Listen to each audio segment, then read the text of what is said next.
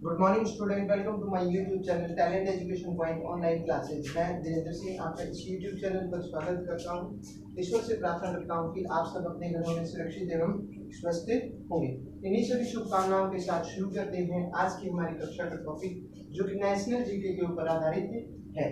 इस पीरियड में हम जो हमारी नेशनल जीके है, जिसमें हमारा टॉपिक चल रहा है भारत का भूगोल, उसको डिस्कस करने वाले हैं। आज हम इस पीरियड में जो जनसंख्या है हमारी, उसको समझने वाले हैं। देखिए, जनसंख्या की जब हम बात करते हैं तो जैसे आपको मालूम है, जनसंख्या मीन्स ये बोला जाता है। तो जनसंख्या वर्ड को अगर आप समझे तो ये दो शब्दों से बना है, एक जन और दूसरी संख्या। ठीक है, संख्या। तो हम अगर इस वर्ड को एनालाइज करें तो जन होते हैं आपके व्यक्ति, संख्या होती है उनकी क्वांटिटी, यानी कि कितने व्यक्ति हैं। तो इसमें सबसे पहले तो जनसंख्या को समझने से पहले दो चीजों को जानना बहुत जरूरी है। आज इस टॉपिक को मैं थोड़ा सा डिटेल में ले रहा हूं कि जनसंख्या को प्रभावित करने वाले कारक। सबसे पहले हम बात करें तो जनसंख्या को प्रभावित करने वाले कारक मीन्स जनसंख्या को प्रभावित करने वाले कारक कौन कौन से हो सकते हैं कि जनसंख्या को कैसे प्रभावित किया जाए। किसी राज्य में जनसंख्या कम पाई जाती है, किसी राज्य में जनसंख्या ज्यादा पाई जाती है। तो कम है या ज्यादा है, वो किसी न किसी चीज से प्रभावित हो रही है। वो कौन कौन सी चीजें हैं वो हम जानेंगे, लेकिन उससे पहले मैं आपको एक महत्वपूर्ण चीज समझाने जा रहा हूं, जिसे हम पहले समझ लेते हैं, बाद में इस टॉपिक को शुरू करेंगे। सबसे पहले तो हम बात करते हैं किसकी, स्टेट की। किसकी, स्टेट की। क्योंकि आप जब ज्योग्राफी या भूगोल की बात करते हो, अब हम भारत की बात कर रहे हैं, तो भारत कब बनेगा, स्टेट से, राज्यों को जोड़ते हुए बनेगा। लेकिन सबसे पहले हमें यह पता होना चाहिए कि स्टेट या राज्य क्या होता है। तो आपसे अगर कोई पूछे कि आप कहाँ रह रहे हो, हरियाणा, हरियाणा क्या है, स्टेट है। या उत्तर प्रदेश क्या है, स्टेट है। हिमाचल प्रदेश क्या है, स्टेट है। लेकिन ये स्टेट होती क्या है, आपको सबसे पहले ये समझना होगा कि स्टेट क्या होती है। तो स्टेट को अगर आप सीधे समझें तो स्टेट आपका एक हाथ होता है। क्या, स्टेट एक समझने का सबसे बढ़िया तरीका क्या है, आपका हाथ। ठीक है, हाथ कैसे हुआ, मीन्स अगर आपकी हाथ में 5 उंगलियां हैं, वैसे ही आपके स्टेट या राज्य के लिए आपको 5 चीजों की आवश्यकता होती है। वो 5 चीजें कौन सी हैं, राज्य बनाने के लिए 5 चीजों की जरूरत पड़ेगी। सबसे पहले चीज आती है कि आपकी निश्चित भूभाग। निश्चित भूभाग।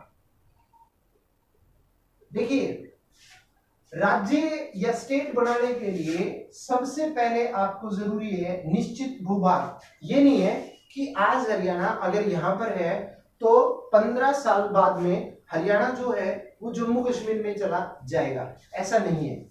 हर राज्य का एक निश्चित भूभाग होना चाहिए, लैंड डेंसिटी होनी चाहिए। हर राज्य की एक सीमा होती है, उस राज्य की सीमा के बाद दूसरा राज्य शुरू हो जाता है। तो पहली आवश्यकता किसी भी स्टेट या राज्य को बनाने के लिए जो पड़ती है जरूरत, वो होती है निश्चित भूभाग। हर राज्य की एक लैंड होगी, जमीन होगी, उस जमीन से बाहर कोई भी राज्य बाहर नहीं निकल सकता है। ठीक है, तो राज्य के लिए सबसे पहली आवश्यकता जो होती है निश्चित भूभाग की होती है। दूसरी चीज जो राज्य के लिए जरूरत पड़ती है, जिसको हम बोलते हैं क्या, जनसंख्या। क्या बोलते हैं, जनसंख्या। तो राज्य की निश्चित भूभाग जो है या जमीन जो है, उस पे रहने के लिए आवश्यकता पड़ेगी किसकी, व्यक्तियों की। किसकी पड़ेगी, व्यक्तियों की। तो जनसंख्या को मैंने अभी बताया, आपको एक्सप्लेन किया कि भाई जनसंख्या का मतलब क्या होता है, जन और संख्या मीन्स जन व्यक्ति, संख्या उनकी क्वांटिटी। क्या, क्वांटिटी, कितनी संख्या है किसकी, जन की। अब जनसंख्या को प्रभावित करने वाले 2 कारक मैं आपको पहले बताऊंगा आगे चल के, लेकिन एक चीज बताता हूं, जनसंख्या 2 चीजों से प्रभावित होती है, मृत्यु दर और जन्म दर। जनसंख्या दो चीजों से प्रभावित होती है आपकी। इस टॉपिक में से एक टॉपिक और निकाल रहा हूं। एक तो होती है आपकी मृत्यु दर और एक होती है आपकी जन्म दर। जन्म दर देखिए, जनसंख्या कम या जनसंख्या ज्यादा दो कारण, एक कारण से हो सकती है।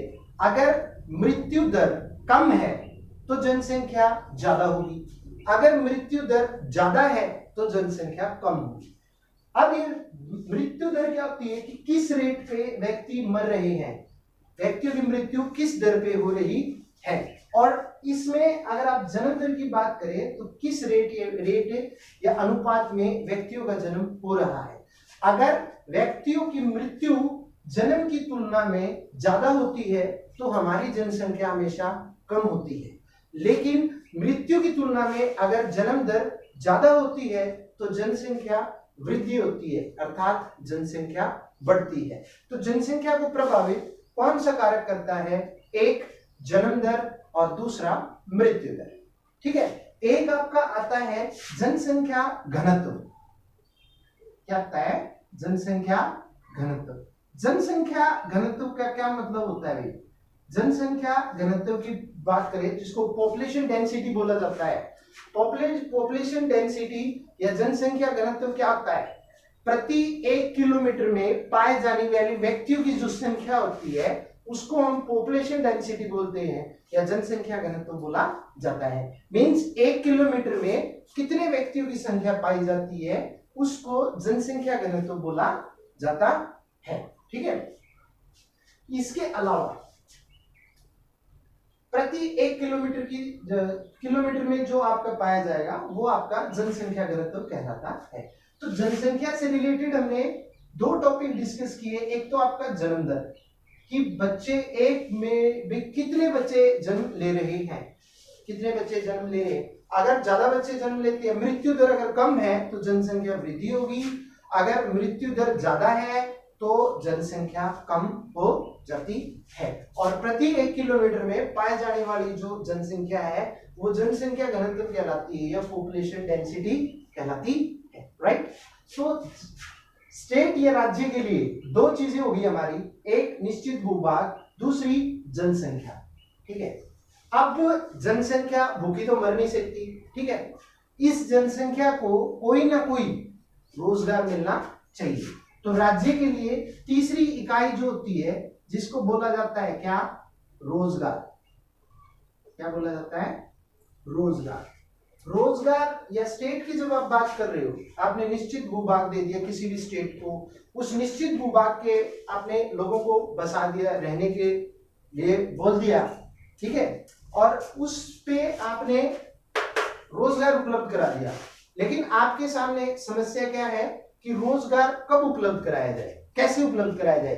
तो रोजगार के लिए आपको एक चीज की आवश्यकता पड़ती है, किसकी? पूंजी। किसकी? पूंजी। मींस कोई भी रोजगार आप तभी स्थापित कर सकते हो जब आपके पास पैसे होंगे। क्या होंगे? पैसे होंगे। अब पूंजी आने के बाद तो चौथी आ गई आपके पास क्या? पूंजी। पूंजी आने के बाद आपने कहावत सुनी होगी, बोला भी जाता है जिसकी लाठी भैंस उसीकी, जिसकी लाठी भैंस उसीकी। अगर पूंजीवादी, आपने शुरू में कार्ल मार्क्स का भी नाम पढ़ा होगा जो समाजवादी थे, उन्होंने यही बात कही थी कि पूंजीवादी जो है मजदूर वर्ग के अधिकारों का हनन न करे, हनन नहीं करना चाहिए। तो पूंजी आने के बाद व्यक्ति की एक दशा हो जाती है, ये एक यूनिवर्सल ट्रूथ है कि वो गरीब व्यक्तियों का शोषण करने लग जाता है। नॉट ऑल, जनरल तौर पे आपको मैं बता रहा हूं कि पूंजी अगर होगी तो उसके लिए आपको एक चीज की व्यवस्था करनी पड़ेगी जिसको बोला जाता है कानून व्यवस्था। क्या? कानून व्यवस्था। तो पूंजी आने के बाद कानून व्यवस्था आपको स्थापित करनी पड़ेगी ताकि जो पूंजीवादी है शोषण न कर सके किसका? गरीब व्यक्तियों का। किसका न शोषण कर सके? गरीब व्यक्तियों का शोषण न कर सके। कानून व्यवस्था, क्योंकि कानून के लिए गरीब व्यक्ति भी वैसा ही है, छोटा व्यक्ति भी वैसा ही है और बड़ा व्यक्ति भी वैसा ही है, क्योंकि कानून को भगवान का रूप दिया जाता है। भगवान की नजर में जैसे 2 महीने का बच्चा भी वैसा ही है, बिल्कुल 90 साल का बूढ़ा जैसे है, ऑल आर इक्वल, ठीक है, वैसे ही कानून की नजर में है। तो ये 5 चीजें होती हैं आपकी कानून, ये स्टेट के लिए या राज्य के लिए। राज्य तभी बनता है जब ये 5 चीजें सुनिश्चित की जाती हैं। सबसे पहले निश्चित भूभाग, हर राज्य का एक बाउंड्री होगी, एक सीमा होगा, एक दायरा होगा, उसके बाद बाहर की जमीन को उस राज्य में इंक्लूड नहीं किया जा सकता, राइट। दूसरा जनसंख्या, ये निश्चित भूभाग है, इस पर स्थापित किया जाता है किसको, जनसंख्या को, लोगों को बसाया जाता है। जनसंख्या का मैं आपको बता रहा था अभी कि जनसंख्या में हमने 2 चीजों को पढ़ा, जनसंख्या मतलब जन व्यक्ति, संख्या उनकी क्वांटिटी। तो जनसंख्या में 2 चीजें होती हैं, मृत्यु दर और जन्म दर। अगर मृत्यु दर कम होगी तो जनसंख्या वृद्धि होती है, अगर मृत्यु दर ज्यादा होती है तो जनसंख्या कम होती है, अर्थात व्यक्ति अगर ज्यादा मरते हैं तो जनसंख्या कम होती है, बच्चे अगर ज्यादा पैदा होते हैं तो जनसंख्या बढ़ती है, ठीक है। तो ये हमने जन्म दर और मृत्यु दर के बारे में समझा। इसके बाद में बात की हमने किसकी, जनसंख्या घनत्व की या पॉपुलेशन डेंसिटी। पॉपुलेशन डेंसिटी या जनसंख्या घनत्व क्या होता है, प्रति 1 किलोमीटर में पाए जाने वाले व्यक्तियों की जो संख्या होती है उसको हम जनसंख्या घनत्व कहते हैं, ठीक है। और तो 2 स्टेप हमारे हो गए जिसमें राज्य के लिए निश्चित भूभाग और जनसंख्या। तीसरा आता है आपका रोजगार, कि जो जनसंख्या आपने निश्चित भूभाग में स्थापित की उसके लिए आपको रोजगार को उपलब्ध कराने पड़ेंगे, और रोजगार के उपलब्ध कराने के लिए आपको क्या उसकी आवश्यकता पड़ेगी, पूंजी की, और पूंजी जहां पे होगी ये आपकी कानून व्यवस्था आपको स्थापित करनी पड़ेगी ताकि सबका एक समान रखा जा सके, किसी का शोषण न हो, सबके अधिकारों को सुरक्षित रखा जा सके। तो ये हमने टॉपिक पढ़ा आज। मैं स्पेशल आपके लिए स्टेट का हमने डिस्कस किया कि भाई राज्य के लिए किन किन चीजों की आवश्यकता होती है। अगली कक्षा में मैं आपसे मिलूंगा जिसमें हम पढ़ेंगे जनसंख्या को प्रभावित होने वाले कारक, जनसंख्या को प्रभावित करने वाले कारक, और उससे आगे चलते हुए फिर हम भारत की जनसंख्या और जनसंख्या घनत्व के बारे में अध्ययन करेंगे, स्टेप बाय स्टेप बढ़ते हुए। तो ये था आज की हमारी कक्षा का टॉपिक। मिलूंगा मैं आपसे अगली कक्षा में पॉपुलेशन से रिलेटेड या जनसंख्या से रिलेटेड कुछ और महत्वपूर्ण बातों को देते हुए। उम्मीद करता हूं कि ये आपको समझ में आया होगा। यदि आपको कोई त्रुटि या कमी लगी हो तो आप उसे कमेंट बॉक्स में मेंशन कर सकते हैं। यदि आपने चैनल को सब्सक्राइब नहीं किया तो आप चैनल को सब्सक्राइब करें, लाइक करें, शेयर करें। मिलता हूं मैं आपसे अगली कक्षा में। जय हिंद, जय भारत।